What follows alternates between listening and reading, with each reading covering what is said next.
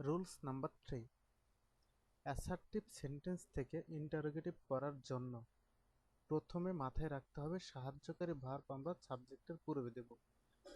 যদি সাহায্যকারী ভার্ব পূর্বে দেওয়ার সময় যেমন বি ভার্ব অথবা হ্যাভ ভার্ব না থাকে, যেমন প্রেজেন্ট ইনডিফিনাইট এবং পাস্ট ইনডিফিনাইট টেন্সের কোনো সাহায্যকারী ভার্ব নেই, প্রেজেন্ট ইনডিফিনাইট টেন্সের জন্য ডু অথবা ডাজ এবং পাস্ট ইনডিফিনাইট টেন্সের জন্য ডিড ব্যবহার করতে হবে। আর সব সময় মাথায় রাখতে হবে যদি সেন্টেন্সটি নেগেটিভ থাকে তাহলে প্রশ্নবোধক করার সময় আর নেগেটিভ রাখা যাবে না, আর যদি নেগেটিভ না থাকে তাহলে প্রশ্নবোধক করার সময় সেন্টেন্সটি অবশ্যই নেগেটিভ করে নিতে হবে। আচ্ছা, কিছু উদাহরণ দেখি।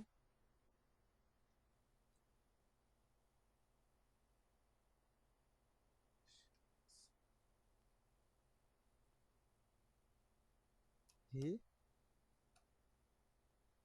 Helped the old man.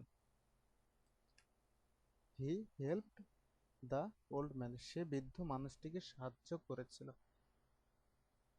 সেন্টেন্সটি past indefinite, এটা কিভাবে বুঝবো? ভার্বের এই যে পাস্ট ফর্ম এখানে দেওয়া আছে।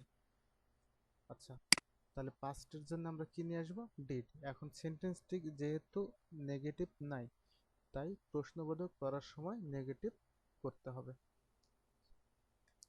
Did not he help the old man.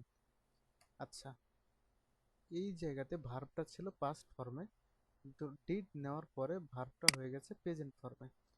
Do, does অথবা ডিড এরপরে সব সময় ভার্বের প্রেজেন্ট ফর্ম বা বেস ফর্ম অথবা V1 বসে। আচ্ছা, লাস্টে প্রশ্নবোধক চিহ্ন অবশ্যই দিতে হবে। আরেকটা উদাহরণ দেখি। I like to travel. আচ্ছা, আমি ভ্রমণ করতে পছন্দ করি।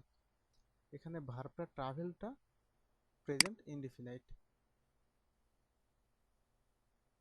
ভার্বের প্রেজেন্ট ফর্ম ট্রাভেল, তাহলে সেন্টেন্সটা অবশ্যই প্রেজেন্ট ইনডিফিনাইট টেন্সে হবে।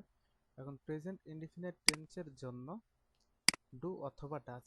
এখন যেহেতু সাবজেক্ট আই আছে সেহেতু ডাজ না হয়ে ডু হবে।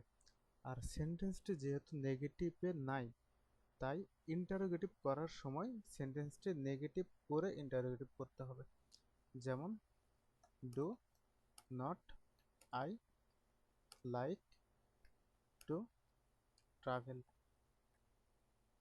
তাহলে অর্থটা কি দাঁড়ালো? আমি কি ভ্রমণ করতে পছন্দ করি না? এই যে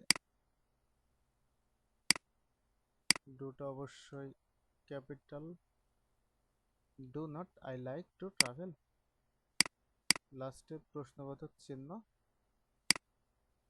প্রথমে ডু নট।